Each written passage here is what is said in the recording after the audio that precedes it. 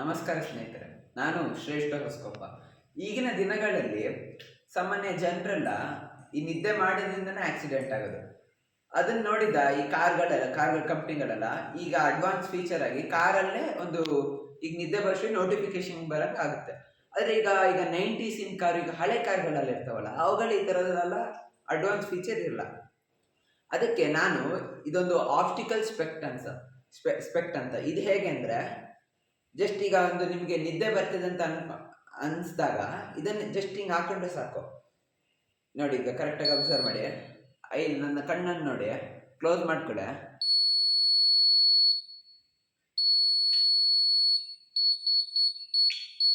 ಹಿಂಗೆ ಈಗ ಯಾವಾಗ ನೀವು ಕಣ್ಣನ್ನು ಮುಚ್ತೀರೋ ಅಷ್ಟೊತ್ತಿಗೆ ಬಜರ್ ಅಂತ ಇರ್ತಿದ್ರೆ ಅದು ತುಂಬಾ ಸೌಂಡ್ ಮಾಡುತ್ತೆ. ಈಗ ಯಾವಾಗ ನೀವು ಕಣ್ಣನ್ನು ತೆಗಿತೀರೋ ಆವಾಗ ಸ್ಟಾಪ್ ಆಗಿಬಿಡುತ್ತೆ.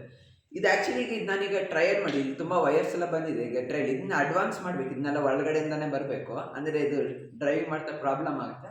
ನೀನು ಅಡ್ವಾನ್ಸ್ ಮಾಡಿ, ಇದು ಟ್ರಯಲ್ ಅಷ್ಟೇ. ಈಗ ಧನ್ಯವಾದಗಳು.